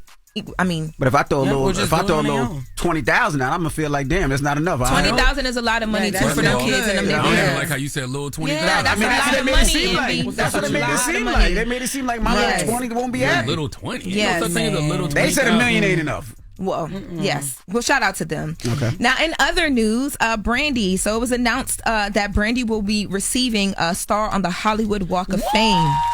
Yeah, so this is going to happen. Feels like she should have been had that. Yes. This is going to happen on March 30th. It'll be recognizing her 30-year career in music, film, and television. It'll be, on the Walk of Fame. And the speakers that are slated right now include Issa Rae and Babyface. So, that'll be something to watch. What about Willie Ray Norwood Jr. III? Ray J will be there, I'm sure, but no. You have to let Ray J give a speech, He gonna have Brandon. little words. He gonna have some words and to say. I love Ray J, but no, not there. Either let Ray J give his speech there, or he gonna do it on Instagram Live. Sure is. What would you rather? Listen. What would you rather? I just want to let you know, just 28 seconds ago, Ray J just posted, my bad. This apology is for Brandy, for you, only you, and out of you. I was out of pocket, no spin, no extras. You are my blood, and I moved in a way that didn't reflect your brand in a positive way. I apologize for real. He need that because he want that invite to the Hollywood Walk of Fame. Invited, but he needs to just be there and support. Yo, the last line. Hopefully, I can be a part of your world in the near future. And to my mom and dad, I apologize too. Yes. So, yeah. Congratulations to Brandy, and I'm sure Ray J will be there, but hopefully he will not speak. Yes. Well, we got time for one more now. Okay. Well, taking it on, keeping it in the vein of women in music, Kandi Burruss announced over the weekend that she is going to be doing a one-woman play, like something theatrical. Yes. It literally sold out in minutes when she announced the tickets were on sale. I saw Todd, her now estranged husband, congratulate her on the play. Now, the play is supposed to be about their divorce situation, their relationship, and how she arrived to where we see her now, because she says she wants to tell her own story. She sat down with Big Tigger on V103 in Atlanta and talked about why she wants to tell her own story. Let's take a listen. Why did you feel like you had to tell everybody that you were going through this, that, and the third, or every step in the process of your divorce? Well, the thing is, I wanted to seal our divorce, meaning seal our paperwork, so every time something was filed, it wouldn't be public. Right. Okay, yeah. They, on the other side, chose not to. So for me, it's like every time something is filed, then the bloggers get it. The people are talking about it, and they're able to say what they want about create their own story from whatever is filed. Yeah, so the one woman show is called I Do, I Did, I'm Done. And it's going to be in Atlanta at the City Winery. So Kendi, she just came off of Broadway for Anne Juliet, so she's taking matters into her own hands to tell her own story. What did Todd say? What was in his caption? I saw it. He said he posted it. Yeah, he posted it on his Instagram, and he said, yo. He put $1 million. Why not more? Oh. No. That's not what he put? No, he said, your ass ain't done. Laugh out loud. Just kidding. Go support your girl Kendi at City Winery on April 27th. I'd be so confused about their relationship and like where it stands today, but they doing what they got to do to get through it. It seems like so. Yeah. Well, I'm glad to see that he's supporting her. Yeah, me too. Hopefully his ass be there. Speaking of Atlanta, man, the 4th annual Black Effect Podcast Festival is happening at Pullman Yards in Atlanta, Georgia on April 25th. And I wanted to say this right now because we are going to have the Black Effect Race Simulator at the festival. That's dope. Oh, that's fire. Yeah, race simulators are what got Raja Karoof into actual racing. So we're going to have a Black Effect Race Simulator at the festival. That's dope. So go get your tickets April 25th at Pullman Yards in Atlanta, Georgia. Grits and Eggs podcast will be on that stage. Reality with the King with Carlos King, Jeff Teague and the Club 520 podcast, Drink Champs, NOREDGEFN, just to name a few. So go get your tickets, blackeffect.com/podcast festival. And y'all already sold out the fan packages. They don't play about that package. They do not play about them fan packages. Fan packages are sold out, but student tickets and general admission tickets are still available. So that's blackeffect.com/podcast festival. Get your tickets, and the latest is brought to you by Top Dog Law, y'all. Any accident, big or small, call Top Dog Law. All right. Happy birthday, Shaka Khan. Hey, Shaka Khan. Shaka Khan. Let me rock Shaka Khan. Happy born day, Shaka Khan. Yes, Let's get to the mix. It's the Breakfast Club. Good morning. Morning, everybody. It's DJ NV, Jess Hilarious, Charlamagne the Guy. We are the Breakfast Club. Again, salute to all the AKAs out there. This weekend I was in Raleigh doing their convention. There was 10,000 women out there, probably about 100 guys. And we had an amazing time. The convention center was jam-packed. We partied all night long. So I want to say thank you guys for allowing me to DJ your event. Also, I want to salute to the New York City Football Club, which is the professional soccer team out of New York. We got tickets to go check out Messi. My son is a huge Messi fan. Yeah. So we lost. The football club lost, but my son did get to see Messi. And also the Vault in Staten Island. They had their grand opening. I brought you your package that you wanted. Appreciate and that. And I brought Loren her package as well that she said her mama wanted. So salute to the Vault. Boris, what's up? Now, you were in the Carolinas this weekend, right? Yes, I was. Shout out to the city of Greensboro, yo. They showed me a lot of love. Again, I had some food that was so good. Black Chef Dave, he's known in the city. Young guy, videographer Ty filmed it. He came through. Like it was such. I don't know, it was just kind of like a family reunion at the Comedy Zone. I love the Comedy Club. When I go there, Greensboro is like, it's dope. So I appreciate the whole city. This weekend, I'm going to be in New Brunswick, New Jersey, down the street. So get your tickets. I'll be at the Stress Factory this weekend. We got 4 shows, 2 on Friday, 2 on Saturday. I will be doing meet and greet, and I got merch on hand. So get your tickets at JessHilariousOfficial.com, New Brunswick. You know, it's a Women's History Month. It is. Okay. I am repping today Clarice Precious Jones, played by Gabby Sidibe from the movie Precious. In the film, Precious is a 16-year-old girl growing up in Harlem in the 80s, and she's navigating a lot of things. She's navigating extreme abuse, poverty, and illiteracy, having been raped by her father and physically and psychologically tortured by her mother. She also mothered 2 babies by her low-down, dirty-ass father as well. And despite all these traumas, Precious still finds the strength through her inner fantasies. Like she you can see throughout the movie, like she just escapes in her own mind to get away from her reality, and a supportive alternative school where she finds where she meets her classmates who becomes her friends, the only friends that she have, and a nice teacher, Miss Rain, who's played by Paula Patton. Yo, it's a lot of Preciouses out there, and when you think you don't have anybody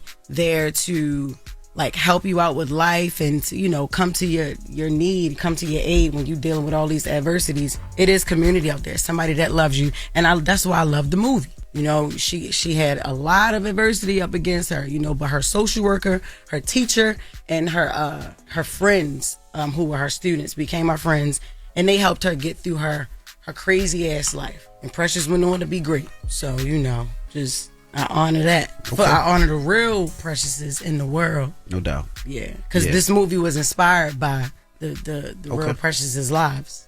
Word. So we got like another week of this. That's it. That's it. All right. Yeah. Yeah. All right. Now, also, I got to remind you guys, if you haven't got your tickets, get your tickets to the Black Effect Podcast Festival. It's going down in Atlanta, Pullman Yards. I'm hosting. Lauren's hosting. It's going to be a lot of fun, like a family reunion. Drink Champs is performing. Who else is performing, Charlotte?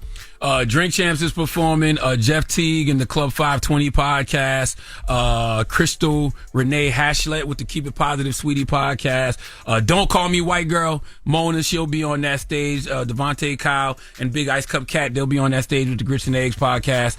And Drink Champs. You said Drink Champs, yes, right? I said Drink Champs. Yeah, NORE DJFN. Carlos King, he'll be there with Reality with the King. I think we're going to announce the guests that they have on their shows this week, too. I don't know why we haven't already, but yeah. Okay. Yeah. Well, definitely get your tickets. It will sell out. And you got a positive note, Charlotte? I do. And I just want to salute everybody at NASCAR again, man. Thank you for the hospitality this weekend. Salute to my guy, Roger Carruth, and his father, Roger. It was a pleasure to be able to, sponsor his car this weekend for the O'Reilly race at Darlington Raceway in Darlington, South Carolina this weekend. We have the Black Effect, rap car if you haven't seen it. But we're going to have the race simulator, Black Effect race simulator at the podcast festival. So, man, salute to everybody, Jordan Allen and Jordan Letterman and just LeVar Scott, everybody I saw this weekend at NASCAR. Thank you for the hospitality. I really enjoyed myself, man. But the positive note is simply this: be mindful of what you react to.